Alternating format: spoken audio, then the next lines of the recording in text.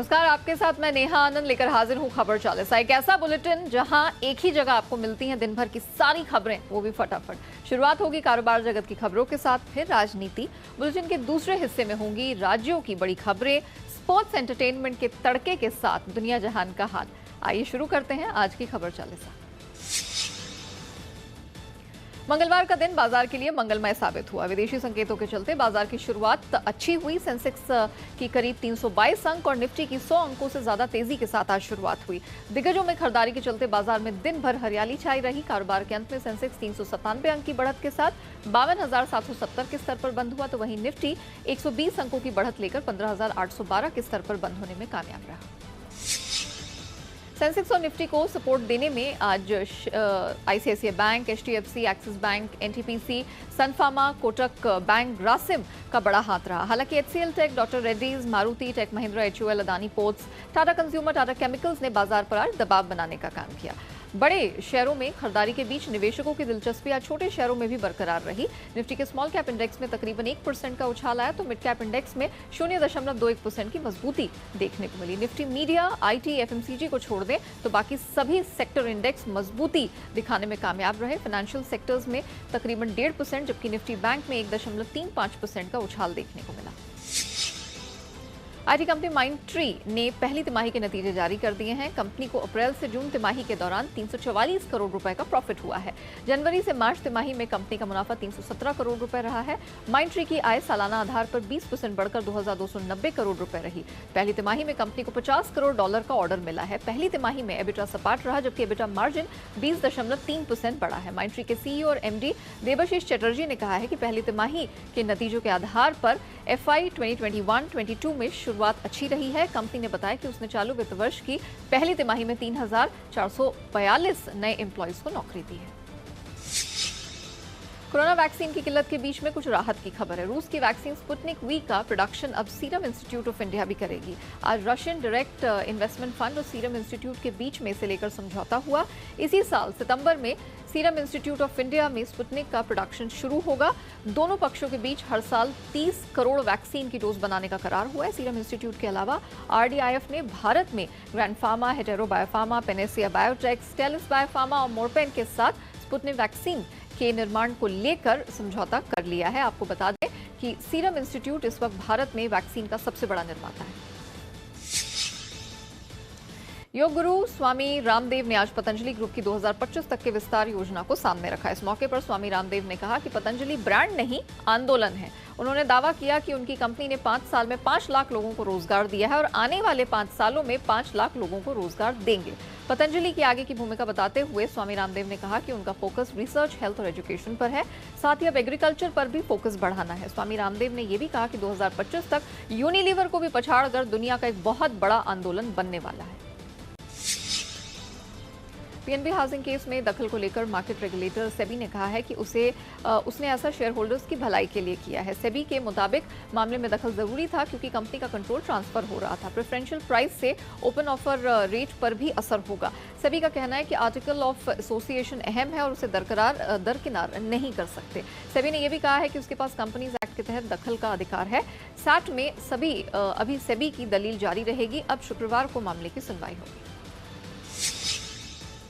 Corona काल में देश में कारोबारी लिहाज से लगातार नए रिकॉर्ड बन रहे हैं। अब देश में कंपनी रजिस्ट्रेशन में भी रिकॉर्ड बना है। कॉर्पोरेट मामलों के मंत्रालय के ताज़ा अपडेट के मुताबिक इस साल जून में कुल 16,662 कंपनियों का रजिस्ट्रेशन हुआ है। पिछले साल जून के मुकाबले रजिस्ट्रेशन में 26% की बढ़ोतरी हुई है। इससे संकेत मिलता है कि कोरोना की दूसरी लहर के बावजूद देश में कारोबारी बनने की धारणा को बढ़ावा मिला है।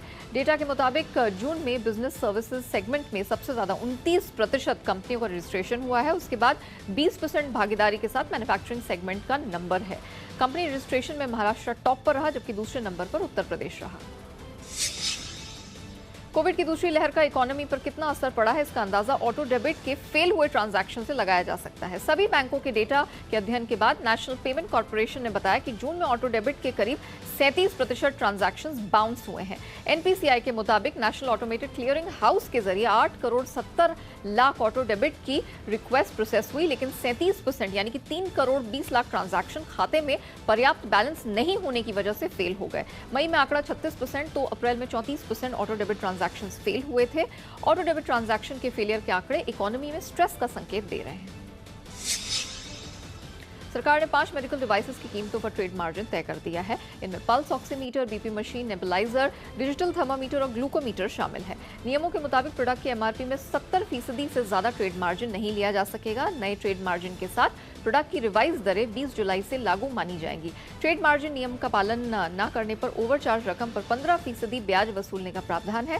साथ ही ग्राहकों से ज्यादा वसूली की गई रकम का पूरा पैसा भी वापस लिया जाएगा। ट्रेड मार्जिन पर लागू सीमा 31 जनवरी 2022 या अगले आदेश तक जारी रहेगी। डीपीसीओ के पैरा 19 के तहत अधिकारों का इस्तेमाल करते हुए मार्जिन तय किया गया है। एनपीपीए ने डेटा कलेक्शन के दौरान पाया था कि कुछ प्रोडक्ट्स पर 709% तक ट्रेड मार्जिन था।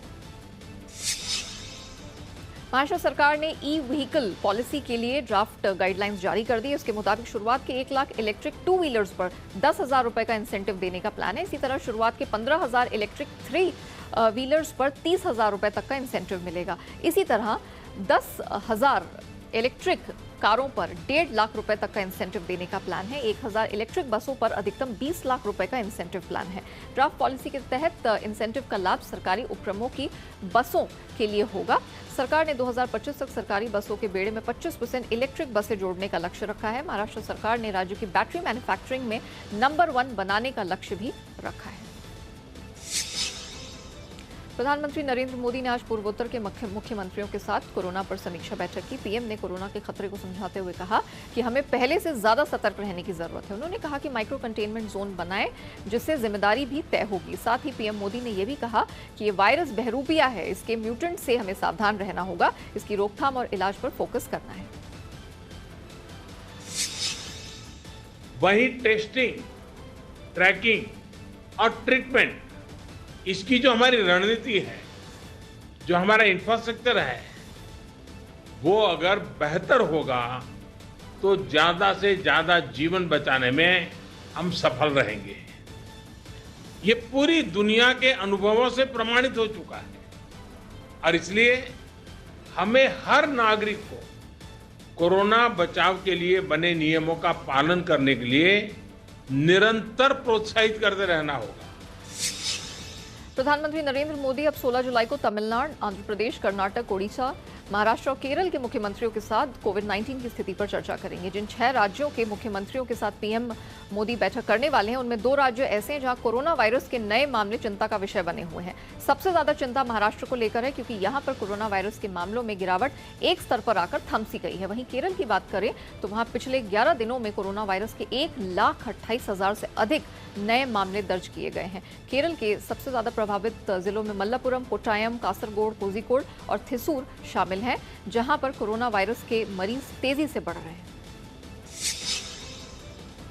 देश में कोरोना के मोर्चे पर कुछ राहत की खबर है। बीते 24 घंटे में 118 दिन बाद सबसे कम 31,443 नए केस सामने आए हैं। रिकवरी रेट बढ़कर 97% के पार चली गई है। वहीं कोरोना के एक्टिव केसेस में भी काफी कमी आई है। देश में फिलहाल 4,31,000 एक्टिव केसेस हैं, जो 109 दिन में सबसे कम है। देश में बीते 24 घंटे में वायरस से हुई मौतों के आंकड़ों पर नजर डाली जाए तो वो जरूर चौंकाने वाले हैं।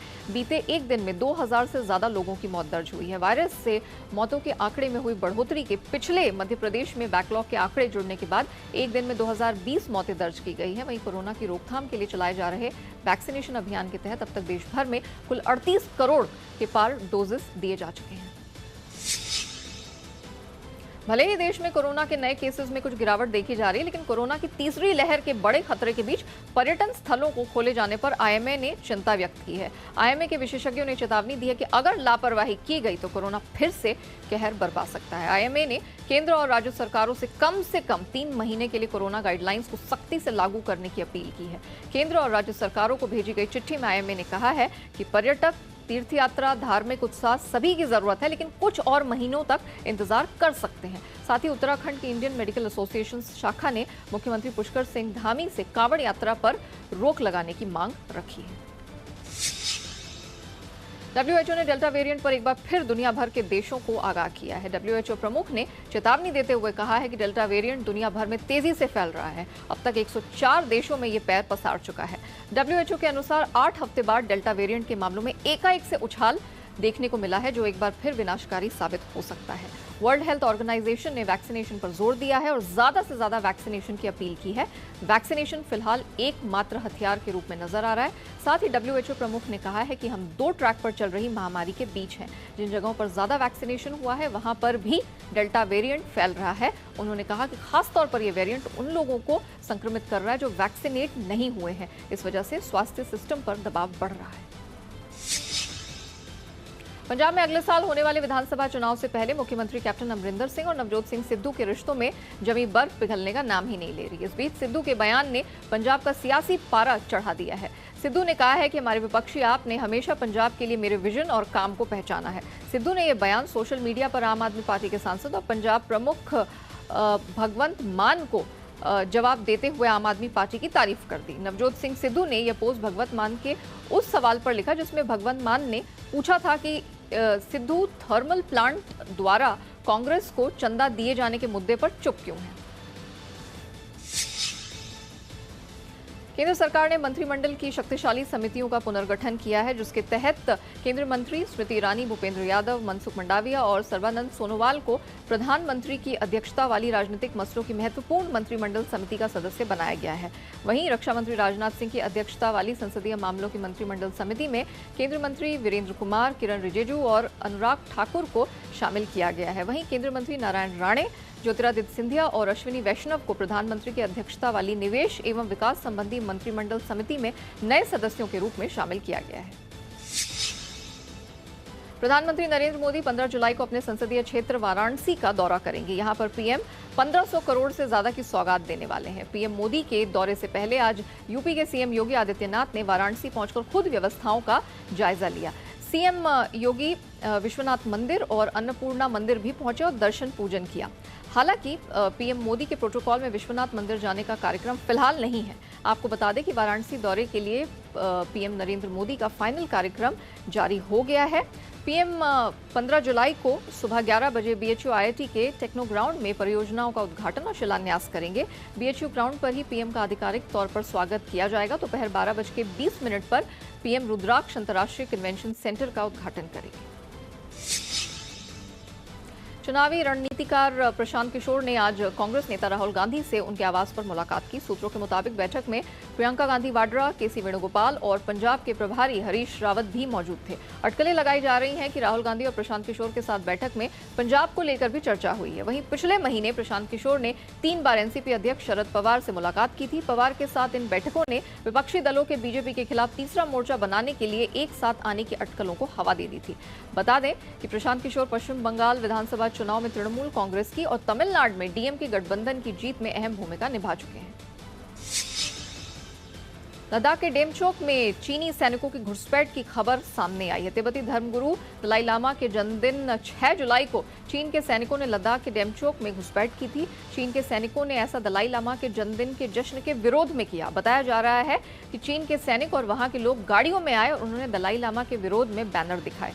हम आपको बता दें कि पीएम मोदी ने 6 जुलाई को दलाई लामा के 86वें जन्मदिन पर उनको ट्वीट करके बधाई दी थी। कोरोना संकट के बीच 1 साल के इंतजार के बाद टोक्यो ओलंपिक शुरू होने जा रहा है और अगले हफ्ते इसका आगाज होगा। भारतीय खिलाड़ी भी खेलों के महाकुंभ में पदक जीतने की तैयारियों में लगे हुए हैं। इस बीच प्रधानमंत्री नरेंद्र मोदी ने भारतीय दल में जोश भरने के इरादे से आज 15 खिलाड़ियों से बातचीत की। दिग्गज महिला मुक्केबाज MC मैरीकॉम और भारतीय हॉकी टीम के कप्तान मनप्रीत सिंह को टोक्यो ओलंपिक खेलों के लिए भारतीय दल का ध्वजवाहक चुना गया है। दोनों खिलाड़ी 23 जुलाई को होने वाले टोक्यो खेलों में उद्घाटन समारोह में भारतीय दल की अगुवाई करेंगे। महाराष्ट्र में राजनीतिक हलचल का दौर जारी है। कांग्रेस के प्रदेश अध्यक्ष नाना पटोले का कहना है कि प्रदेश में बीजेपी द्वारा कांग्रेस को निशाना बनाया जा रहा है। हमारे बयानों को तोड़ मरोड़ कर पेश किया जा रहा है। वहीं कांग्रेस नेता बाला साहेब थोराट का कहना है कि महाविकास अघाड़ी गठबंधन मजबूत है, कोई दरार नहीं है। गठबंधन राज्य में अच्छा काम करता रहेगा। आपको बता दें कि कांग्रेस प्रदेश अध्यक्ष नाना पटोले ने आरोप लगाया था कि राज्य की सरकार उन पर नजर रख रही है। पटोले ने कार्यकर्ताओं को संबोधित करते हुए कहा था कि राज्य में क्या चल रहा है इसकी रिपोर्ट प्रतिदिन सुबह 9 बजे मुख्यमंत्री व गृह मंत्री को सौंपी जाती है, जिसके बाद से ही सियासत गर्मा गई है।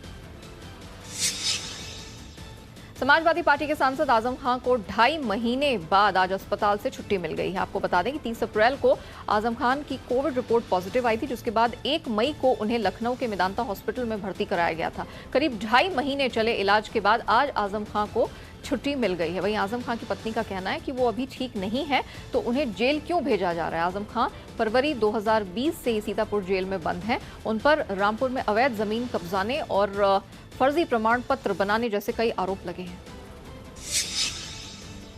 मॉनसून ने दिल्ली में आखिरकार दस्तक दे दी। आज सुबह से ही दिल्ली और गुरुग्राम समेत एनसीआर के कई इलाकों में झमाझम बारिश हो रही है। माना जा रहा है कि 11 जुलाई को दिल्ली पहुंचने वाले मॉनसून देरी से पहुंचा है और दिल्ली में हो रही बारिश राजधानी में इस साल के मॉनसून की पहली फुहार है।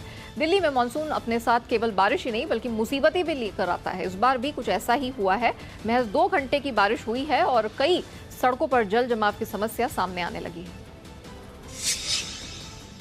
दिल्ली में मानसून की दस्तक के साथ ही पानी की किल्लत से भी छुटकारा मिलने की उम्मीद है। दिल्ली जल बोर्ड के वाइस चेयरमैन राघव चड्ढा ने दावा किया है कि हरियाणा ने 16,000 क्यूसेक पानी हथनीकुंड बैराज से दिल्ली की ओर छोड़ दिया है, जो अगले 3 से 4 दिन में दिल्ली पहुंच जाएगा। दिल्ली जल बोर्ड से मिली जानकारी के मुताबिक यमुना में पानी न होने के चलते 3 वाटर ट्रीटमेंट प्लांट के प्रोडक्शन पर असर पड़ा है। आपको बता दें कि वजीराबाद प्लांट की क्षमता 135 एमजीडी से घटकर 80 एमजीडी हो गई है। वहीं चंद्रवाल वाटर ट्रीटमेंट प्लांट की क्षमता 90 एमजीडी से घटकर 55 एमजीडी पर आ पहुंची है। साथ ही ओखला वाटर ट्रीटमेंट प्लांट की क्षमता 20 एमजीडी से घटकर अब महज 12 एमजीडी पर आ पहुंची है, जिसकी वजह से दिल्ली में कई दिनों से पानी की किल्लत हो रही है।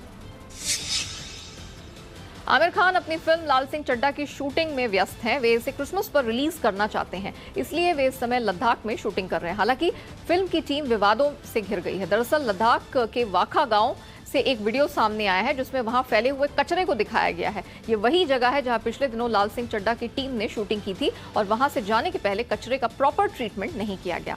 वीडियो को जिगमत लद्दाखी ने पोस्ट किया है और कैप्शन में लिखा है, ये तोहफा है बॉलीवुड स्टार आमिर खान की तरफ से लद्दाख के वाखा गांव वालों के लिए, जो फिल्म लाल सिंह चड्ढा की टीम छोड़ गई है।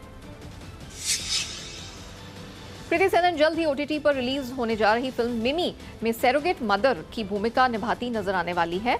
फिल्म के टीजर के बाद अब फिल्म का कॉमेडी से भरपूर ट्रेलर रिलीज कर दिया गया है, जिसमें कृति की ट्विस्ट एंड टर्न से भरी कहानी दिखाई गई है। कृति सेनन के अलावा फिल्म में पंकज त्रिपाठी, सईद तम्हाकर, एल्विन एडवर्ड, सुप्रिया पाठक और मनोज पाहवा जैसे कई एक्टर्स अहम किरदार में नजर आएंगे। लक्ष्मण उतेकर के निर्देशन में बनी इस फिल्म को 30 जुलाई को नेटफ्लिक्स पर रिलीज किया जाएगा।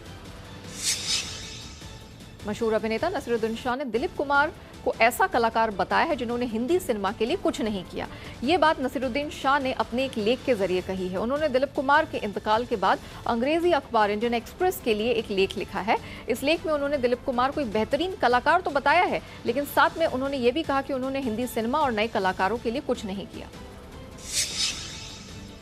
एक्टर वरुण धवन इन दिनों बॉलीवुड के सबसे बिजी स्टार्स में से एक हैं। अब खबरें ये हैं कि उन्होंने एक और फिल्म की तैयारी कर ली है। इस फिल्म को आशिकी एक विलन और मलंग बनाने वाले मोहित सूरी निर्देशित करेंगे।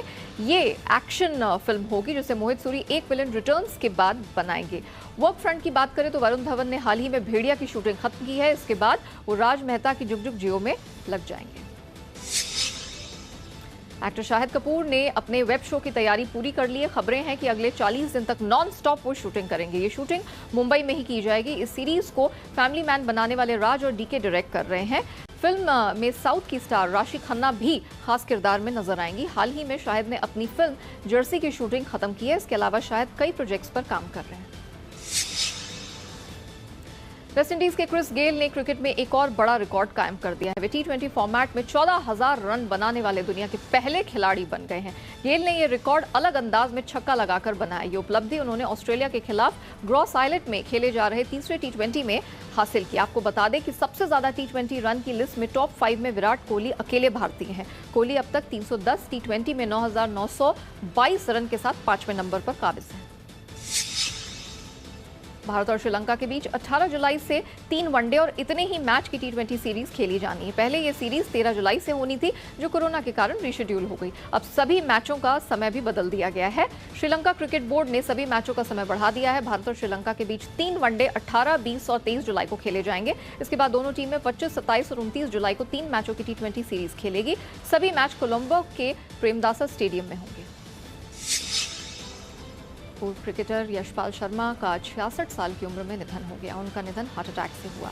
ये 1983 वर्ल्ड कप विजेता टीम के सदस्य रहे थे। 2011 में महेंद्र सिंह धोनी की कप्तानी में वर्ल्ड कप जीतने वाली टीम को चुनने में भी यशपाल की अहम भूमिका थी। वे सिलेक्शन कमेटी के सदस्य भी रहे। यशपाल शर्मा पंजाब के लुधियाना शहर के रहने वाले थे। उन्होंने क्रिकेट से संन्यास लेने के बाद कुछ दिनों तक अंपायरिंग भी की थी। बाद में उन्हें टीम इंडिया का सिलेक्टर नियुक्त किया गया था। ब्रिटिश मीडिया ने भारतीय महिला टीम की 17 साल की ओपनर शेफाली वर्मा की तारीफ की है। The guardian, the times, BBC और मेल ऑनलाइन समेत कई अखबारों ने शेफाली को दुनिया की बेहतरीन महिला क्रिकेटर बताया है। गार्डियन ने कहा है कि इस युवा खिलाड़ी ने भारतीय महिला क्रिकेटरों को सक्सेस मंत्र सिखाया और जीत के रास्ते पर पहुंचाया है। उन्होंने कहा कि आने वाले समय में शेफाली टीम इंडिया को T20 चैंपियन बनाएगी। टीम इंडिया के पूर्व दिग्गज कप्तान और वर्तमान बीसीसीआई अध्यक्ष सौरव गांगुली के ऊपर फिल्म बनने जा रही है। इस अहम खबर की जानकारी का खुलासा खुद सौरव गांगुली ने एक न्यूज वेबसाइट को दिए गए इंटरव्यू में किया है। सौरव गांगुली ने कहा कि हाँ, मैं अपनी फिल्म बायोपिक के लिए सहमति जता चुका हूँ। ये फिल्म हिंदी में होगी और मैं अभी डायरेक्टर का नाम उजागर नहीं कर सकता। दादा के मुताबिक वैसे तो उनके फेवरेट हीरो ऋतिक रोशन है, लेकिन वो चाहते हैं कि रणबीर उनकी भूमिका निभाए। नेपाल में नए प्रधानमंत्री की नियुक्ति हो गई है। नेपाली कांग्रेस के अध्यक्ष शेर बहादुर देउबा वहां के नए पीएम होंगे। राष्ट्रपति विद्या देवी भंडारी ने उनकी नियुक्ति को मंजूरी दे दी है। नेपाल के सुप्रीम कोर्ट ने सोमवार को उन्हें 2 दिन के भीतर प्रधानमंत्री बनाने का आदेश दिया था। उसके साथ ही कोर्ट ने भंग पड़ी संसद को बहाल करने को भी कहा था। शेर बहादुर देउबा नेपाल में अब तक विपक्ष में रही पार्टियों के गठबंधन की सरकार बनाएंगे।